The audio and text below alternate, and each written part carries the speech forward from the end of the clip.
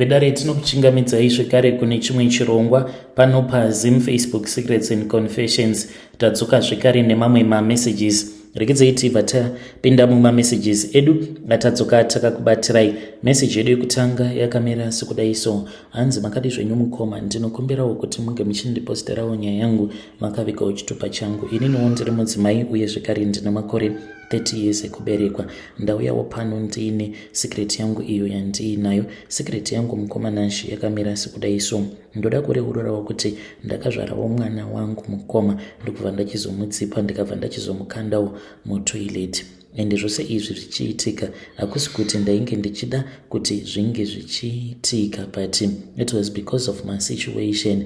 Ndakati ndakazvitarisa ndikatarisa mwana wacho uyo wandainge ndazvara mukomanashi, because ndakatongozvarirawo mumba, because ndaitongogarawo nevamwe gogo vangu avo vainge vava kusatombonyatsokwanisa kuona zvakanaka, uye zvekare vainge vachirwara nechirwere cheshuga. Hakuna kana ainge achimboticheka kubva zvainge zvakashayika amai vangu. Amai ivo kunyange zvavo vaiitawo zvekupinda mumabhawa, but vaimeka sure kuti kana vakawana mari vaiuya nemagrosari nehembe uye zvekare nemishonga yainge ichishandiswa nagogo. So vakazoti vashayika amai, hakuna kana ainge ava kuda kumbouya kumusha. Vanhu vainge vachingoroverako variko kuHarare. Zuva iro ravakazotoudzwa kuti gogo vainge vafa, vanhu ndopavakabva vachizotanga kuuya kumusha, votanga kuchema vachiita sei. Zvinova zviri zvinhu zvekuti zvakandirwadza, because ndaingotambura nagogo ndiri ndega. So because of those situations mukomanashi, uye zvekare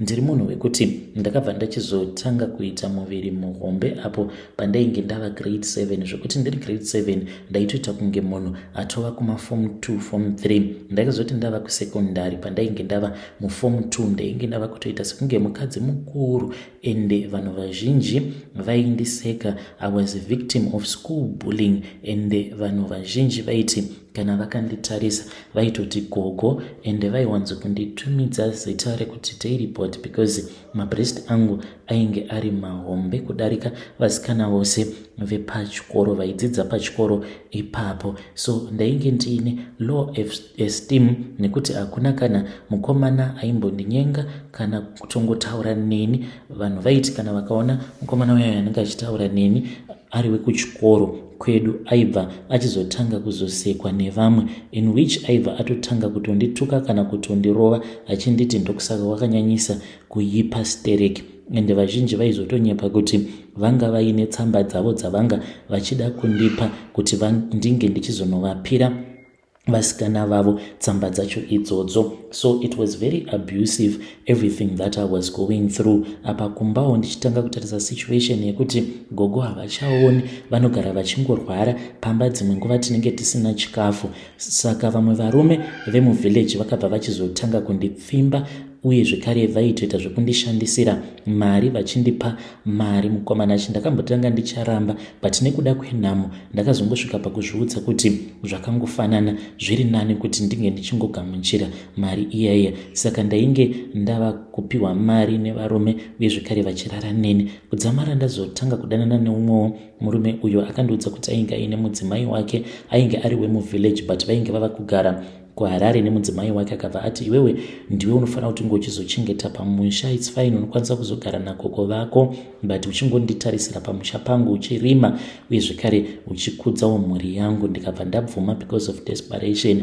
Murume uyu aibata mari, aiva nemari yakawanda, akarara neni mukoma, ndokubva ndachizobatirawo pamuviri. Ndakafara ndikamuudza kana gogo, vakafara vakatoti nhamo yedu mwanangu yapera, because gogo vainge vava kutondiona sekunge ndini mwana wavo no longer muzukuru wavo, because of my problems mamwe ataisangana nawo ndobva ndamasolva. So murume uyu after andimitisa mukoma akabva atongoti haana kuzombodzoka kusvika nhumbu iyi yava kuma 8 months mukoma. Ndikabva ndati zvino pano ndichaita sei kana varisa gogo, nekuda kwekuti vainge vava kusakwanisa kunyatsokuona vakangondibvunza vakanditi, saka nhumbu yako iri kukura here? Ndikabva ndati, gogo, ini ndaita miscarriage. Vakatanga kuyeredza misodzi vakanditi, saka murume wako uyu acharamba here achingotichengeta kana kuti haazototichengete? Achiti, iwewe nekuti wabvisa pamuviri. Mukomana acho ndakatovaudza kuti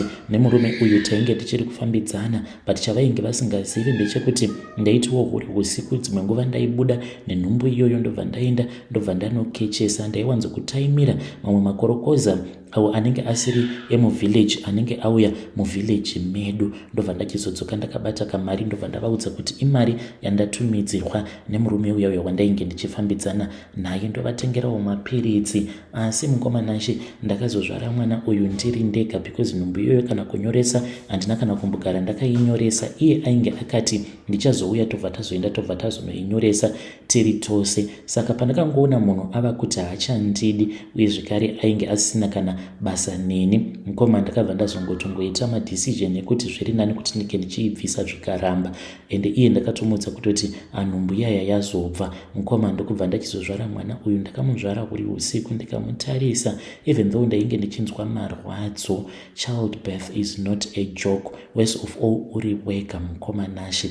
Apa wabatwa nemweya wekudzipa mwana. Ndakaridza mhere mukomanashe, because ndakangomubata mwana uyu ndikabva ndangoita wekushonyorora pamutsipa. Ndakangonzwa kuti ka ndiye zii, ndokubva ndatanga kuchema ndichiridza mhere. Gogo vakati, kochi? Ndikabva ndati ndanga ndabatwa nemadzikirira gogo. Ndokubva ndaenda hangu kutoileti ndikanorasa mwana uyo. Ndakazoti ndichibva kutoileti ndikabva ndaona gogo vainge vabuda mubedroom mavo vakamira padu. Vakanditi, kochi, kufamba neusiku kudai? Ndikabva ndati, gogo, zidzikirira randibata ndabva ndanzwa mudumbu, same time ndava kunorara mudumbu mangu muri kumonya. Vakabva vanditi, chuya unge uchirara mubedroom mangu umo tirare tiri tose, nekuti vanhu ivavo vanokwanisa kuzokudzokera. Ndikati, kwete gogo, apa ndainge ndava kutya kuti kana ndikazonorara nagogo nemapain nemarwadzo ose andainge ndichinzwa mukoma. It was very painful. Hameno kuti ndakanwa mabrufen mangani zvokuti ndakazosvika pakunzwa dzungu. I think kuti ndainge ndatoita overdose kwava kurara. Mangwana acho makuseni ndakamuka mukoma, ndokubva ndatanga kukorobha. Iwe ndichikorobha kana kufamba ndainge ndisingagoni. Ndakazotorikava after a couple of days ndichingodutira chete mabrufen kusvika ndazonaya. Mushure mekunge ndaona kuti ndainge ndava apa gogo vainge vava kurwara, ndikazama kufonera vana amai guru vainge vachiramba kuuya, then gogo ndokubva vachizofa. Gogo vakafa mukomanashe. Ndakavabata mumaoko angu kudai ari masikati na 2 PM tichitokurukura tichiita nyaya, ndokubva vatongotanga kungogwinya. Ndiye zi Sarai. Ndakachema kani veduwe musi wacho iwoyo. Ndiyo confession yangu iyo yandinayo. Kana mukaposta nyaya yangu ndiseveseiwo, ndichange ndichizotevererawo ndiri mucomment section. Chinonyanya kundivhundutsa, chinoita kuti ndisafarira kuenda kuchechi, because kana ndiri kuchechi ndotanga kuzvibvunza mibvunzo yekuti ko right now zvandiri muchechi, ko Mwari vanotii pamusoro pangu? Ko zvivi zvose izvo zvandakaita Mwari vanokwanisa kundiregerera here? Kukana kuri kunzi Mwari havakwanise kundiregerera, then chii chichazoitika kwandiri? Kukana ndafa mweya wangu uchaenda kopi? Because chakazonyanyisa kuti ndinge ndichizovenga church, it was because pane vamwe mufundisi vaiti kana vakaparidza so vachitaura nenyaya dzekugehena kuti vanhu vachaenda kunotsva kugehena. Mukomanashe ndaibva ndanzwa hana yangu ichirova, ndo vakazotokonzeresa kuti ndinge ndichizviudza kuti kana ndichienda kuchechika ndinongoendawo hangu, but not each and every time, because I thought kuti ivo he was busy judging me, even though vasina chavainge vachitomboziva zvavo. When you post my story, please tell me, ndichange ndichizotevererawo ndiri mucomment section. Vedare ndo message iyo yandakatumidzirwa ichibva kuna vanzvadzi vedu avo ngatizamei kuti tinge tichitaura navo vahanzvadzi vedu mucomment section. Hanzi chandongoda kuziva ndechekuti Mwari vachakwanisa kundiregerera here? Strange things indeed they do happen in this world. Rekedzai tibva taenda panyaya yedu inotevera. Hei, zvakangoma hazvo vedu we. Hanzi makadi zvenyu mukomanashi, hakuna zuva rinondirwadza sevalentines because apo pandakazofinda out kuti murume wangu ainge achindihurira, worst of all nasisi vangu my big sister vakatoenda out for a dinner date. Kutoti ndike ndichizotosvika pakuzviziva, this was many years later mukoma. Ndakarwadziwa. Nerimwe zuva mukomanashi ndakabva ndati kuna sisi, sisi foni yangu iri kuramba because yainge ichifreeza kana ndikavhura app yeBolt yeva yafreeza. Saka ivo vakabva vanditi shandisa yangu. Mukoma, I really do not know what happened because yakabva yachizoramba. Vakabva vanditi no, it's fine, ndava kuisa email yako mufoni mako woshandisa Bolt yangu. Ndokubva ndachizoita saizvozvo. Mwari kana vava kuda kukurakidza zvimwe zvinhu, even zvakaitika many years ago, vanozongokurakidza zvavo. Vaisa email yavo mukomanashi, handiti inenge iine mamessages ose. Ndakazoti ndiri kumba hangu, hameno kuti ndainge ndichifungei, kwava kutanga kungoscrolla down all the past Bolt trips. Ndopa ndakabva ndachizoona kuti musi uyo murume wangu paakanditi they were going out as a company for a Valentine dinner date. So kurestaurant kwacho ikoko ndokwandakabva ndachizofind out kuti that was the same restaurant sisi yavakarequesta vachienda kurestaurant ikoko, uye zvekare vachizobva kurestaurant ikoko the same time murume wangu paakazodzoka kumba.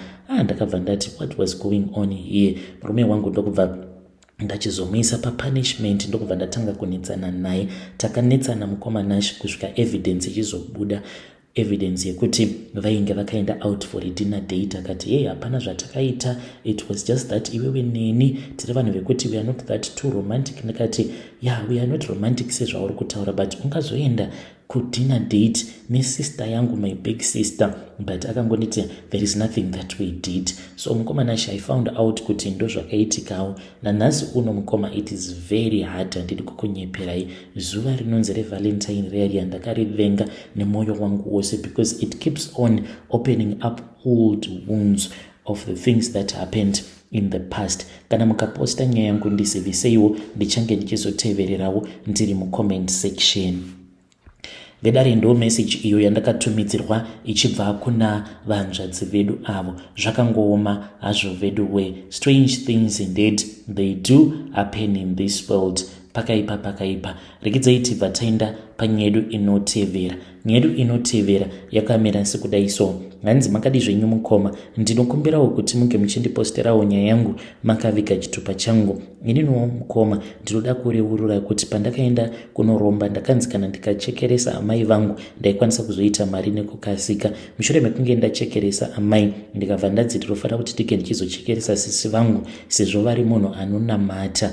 Vainamata chaizvo sisi vangu ava, vakabva vanzi ndo vainge vachikonzeresa kuti ndisakwanisa kukasika ndaita mari. Ndakavachekeresa sisi vangu mushure mekunge ndavachekeresa mukoma, ndikabva ndachizonzi imwe cousin brother yangu nekuti ainge ari muprofita. Apa ndainge ndatova panumber 3 ndisati ndatomboita kana mari. Ndakaromberawo muno muPretoria, ndakatora zvimwe zvimapepa zvezvia zvinopiwa vanhu kana uchida kuromba, uchida kupiwa zvitokoloshi nezvinhu zvinokwanisa kungokuitira mari. Kudzamara ndichizo approacha imwe ng'anga iyo yandakangosanganawo nayo mutown yainge ichiita zvokutengesa maherbs. Ndikaiudza kuti ndainge ndichitsvaka munhu anokwanisa kundirombesa. Ndokubva tachizowirirana paya pamaprizes. Yakazonditora ikabva yazoenda neni kune munhu anorombesa. Ndokubva ndachizoromba paya. Ndikabva ndaudzwa kuti amai after that sisi nekuti vainamata. Ndikabva ndachizonzi imwe cousin brother yangu yaigara kuCape Town, uyo aiitawo zvekunamata achibatsira vanhu, ainge atori nesowe rake. Ndokubva ndamuurayisa zvekare. Number 3, number 4 ndikabva ndachizonzi sekuru vangu. Ndakachekeresa sekuru hanzvadzi yaamai. Sekuru vangu ava mukoma vaiita zvekudriva mabhazi, vakabva vachizoita accident. ivo nemamwe mapassenger matatu ndovega vakangofapo paaccident pacho ipapo. Mukoma Nashe mushure mekunge ndachekeresa vanhu ava 4 apa ndichitarisa situation was not changing ndobva ndatodzingwa basa. On top of that ndakazoti ndadzokera kune n'anga iya yamukoma akatondiburitsira pfuti akabva anditi ukutofanira kutoti unge uchitondibhadhara nekuti ndakakupa zvinhu zvinokupa mari. You Zimbabwean, you think you are very clever. Mari yose yawakaitirwa nechitokoloshi changu wakaitora ukaendesa kuZimbabwe. Nawo panapo wava kuda kudzoka uchinyepedzera sekunge munhu asingazivi zvaari kuita. Manje ndiri kuda mari yangu. Uri kuzvinzwa here? Ndiri kuda mari yangu. Mukoma ndakazobvapo paya ndichitiza. Saka ndikudawo kubvunza kubva kumhuri yeZimbabwe kuti izvi zvandakaitiswa nen'anga iyi vanhu ava havana kutongondishandisa here vakabva vaita kuti ndige ndichichekeresa hama dzangu, maybe kutaura kudai amai vangu nedzimwe hama dzangu vari kutoshandiswa nayo n'anga iyi muurombwa hwayo. I really need advice and help. Mukoma kana mukaposta nyangu ndizivisei ndichange ndichizotevererawo ndiri mucomment section. Pari zvino mukoma ndinongoitawo mabasa ekiya kukanya zvidhina kuita sei anything. Ndinongozviudza kuti anything right now is anything. Handisisina kana basa nazvo ini pari zvino. When you post my story, please tell me. I'll be following through in the comment section. Vedari ndo message iyo yandakatumidzirwa ichibva kuna mukoma vedu avo. Ngatizamei kuti tinge tichitaura navo mukoma vedu ava mucomment section. Strange things indeed they do happen in this world. I think kuti n'anga iyoyo inenge yakatoshandisa yakakushandisai ndokubva yaita kuti imi munge muchiuraya, then iyo yobva yachizoshandisa hama dzenyu. Maybe inoshandisa mweya yevafi mukubatsira kwainoita vanhu. Saka hanzi ndikudawo kungoziva kubva kune vamwe vanhu vakarombera muno muSouth Africa kana kuti muPretoria kuti pane akambosanganawo here nazvo izvi zvandakasangana nazvo. Pakaipa. Just imagine. Unokwanisa kufungidzira kuti kana ndikaromba maproblems angu ose anobva aita disappear. Usingatozivi kutoti kutoromba ikoko kwawava kuda kutoita kuchatokonzeresa kutoti situation inge ichitowedzera kutoita worse. Hanzi ndakazobva ndazotodzingwa basa after that. Zvakangoma hazvo veduwe.